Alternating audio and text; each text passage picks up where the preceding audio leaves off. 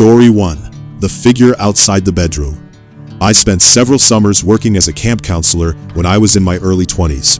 Looking back, that job meant more to me than most people would probably understand. When I was younger, I got into a lot of trouble. I didn't have many positive people around me, and I never really had anyone to show me what it meant to make good decisions. So when I got older, I decided I wanted to become the kind of person I had needed when I was a kid. Every summer, I worked at a camp surrounded by trees, lakes, and miles of wilderness. My job was to supervise a group of teenagers, organize activities, settle arguments, and make sure nobody did anything dangerously stupid. I had already been working there for 5 years when something happened that I still think about to this day. The camp wasn't like the ones you see in movies. There were no giant cabins filled with dozens of children sleeping in bunk beds. Instead, each group of campers lived in a house-like building. When you entered through the front door, you walked into a common room with a television, a large couch, and a small kitchen. A hallway led to 3 bedrooms. Each bedroom contained 4 beds. I was responsible for 12 teenagers.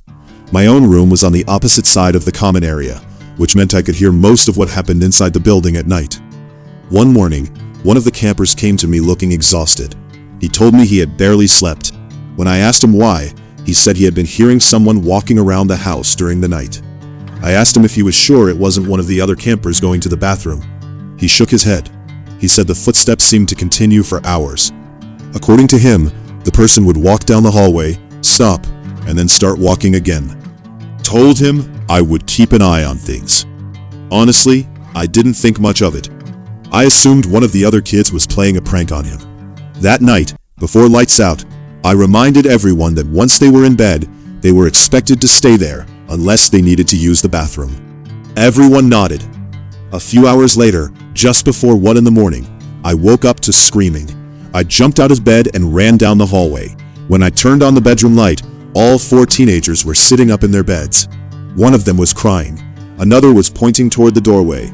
The same boy who had complained about the footsteps finally managed to speak. He said there had been someone standing near the closet. At first, he thought it was one of the other campers trying to scare them. But then he heard breathing. Heavy breathing.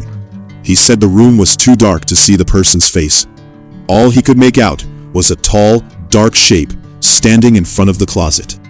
2. One of them decided he was going to confront whoever was hiding there. He got out of bed and walked toward the figure. The moment he got close, the figure suddenly ran out of the room. The door slammed shut behind it. That's when everyone started screaming. I asked the camper if he had seen the person's face. He said no, but he was absolutely certain of one thing. The figure was extremely tall, too tall to be another teenager. I still believed there had to be a logical explanation. I told everyone to stay in their beds while I searched the building. I checked the kitchen, the common room, the bathrooms, every bedroom. Nobody was there. The front door was locked. There was no broken window. There were no muddy footprints or grass tracked across the floor. Eventually, the campers began calming down. I decided to stay in the common room for a while. I wanted to catch whoever was responsible if they came back. Sat on the couch and tried to read. After a while, I started to feel tired. I wasn't completely asleep when I heard something. A creaking sound. The wooden floor. I froze. Then I heard another creak and another. Footsteps. Someone was walking down the hallway. I stood up slowly. I didn't turn on the lights. At this point, I still believed it was another camper. I wanted to catch them in the act. I walked toward the hallway. Then I saw it. Standing near an open window was a tall figure. It was completely black against the darkness outside. I couldn't see its face. I couldn't see its clothes, but I could tell it was a person. Its hand was resting on the doorknob of the same bedroom where the campers had seen it earlier. I stood there silently. The figure slowly released the doorknob. Then it turned toward me. I have never experienced fear like that.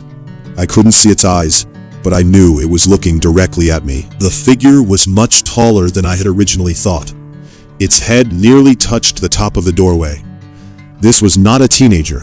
It didn't move like a child. It didn't move like anyone I had ever seen. For several seconds, we just stared at each other. Then I heard heavy breathing.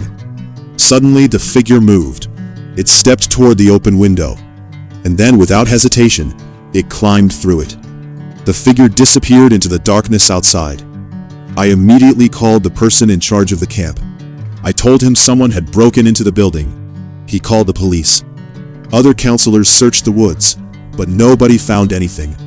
When the police arrived, I explained everything. Unfortunately, my description was almost useless. Couldn't describe the person's face. I couldn't describe their clothes.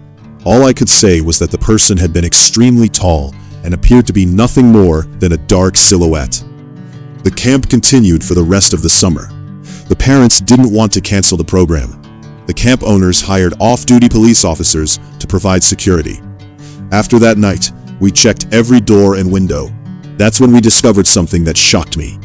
Almost every window on the entire property had been left unlocked. To this day, I still wonder what would have happened if that person had decided to enter the building instead of leaving through the window. I never found out who the figure was.